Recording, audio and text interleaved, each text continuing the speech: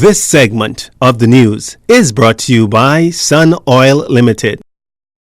Welcome back. As cancellations spiked, air arrivals in the first 2 weeks of September fell by 19%, and there's every expectation that once that month's numbers are all in, air arrivals will be down for the first time this year by 8%. Similarly, our bookings, according to Tourism Minister Dionisio Diagla, that's projected to be down by nearly 9%. October accounting for a drop of 10.6%, November 10.9%, and December 4.4%.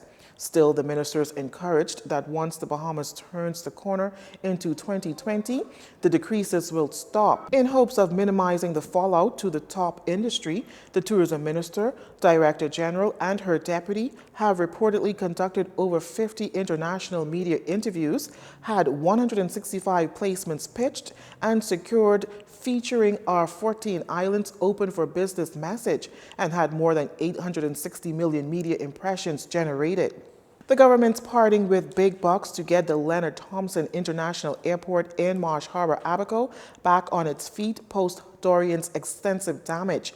Abaco Redevelopment Coordinator Algernon Cargo pegs that figure at $5 million. For example, there's almost 30,000 feet of fencing around the airport that the airport has to be pretty much enclosed because there are wild boars in Abaco, for example. We want to ensure that when that airport opens, that everyone is aware that they have to be careful that in the event any live animals come on the airport, that they're well prepared.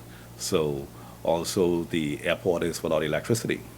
So we have to ensure that the generators, they are completely working and functional. We're going to have a sweep of the airport for any mold that may have evolved in the airport during the times it was closed with Dorian. On the general cleaning of the airport, there are repairs to the roof that are required. The air conditioning system needs to be upgraded. Additionally, the Marsh Harbor Airport was one of 3 buildings used to shelter Abaco residents, which, according to Mr. Cargo, contributed to the damage. Naturally, when they were there for these extended periods, there was some damage to the asset, and because of the impact of probably 5,000 people or so converging in these 3 buildings. So we have to correct this issue.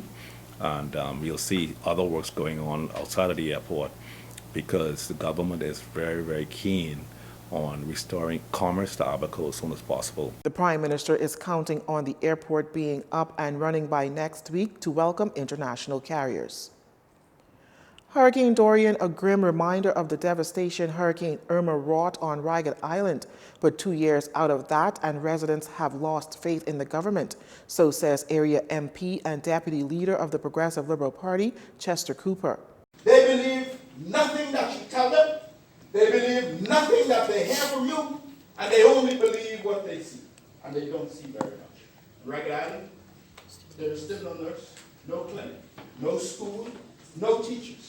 No police station, no postal services, no post office, no government services, no administration building, no solarization, and no green city. 775 days later, families remain separated. Mr. Cooper insists that even if the government were to apologize to Ragged Islanders, it should not head into the island with swinging hands. We invite you to take a full report and accounting of all of the donations collected on behalf of the people of Ragged Island because they would like to have a full accounting and a full report.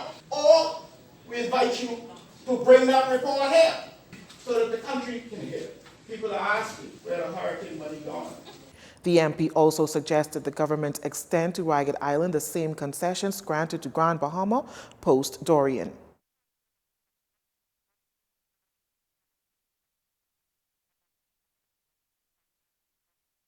Police say it was after 6 p.m. that they got the call that the GO service station on Colebrook Street was engulfed in flames.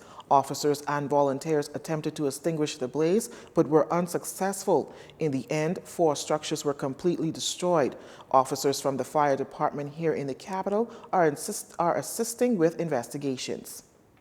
Back here in the capital, a man's to appear in court on drug charges. The suspect was taken in after police found him with 64 small foil wrappings of suspected marijuana from Pew Street, Nassau Village.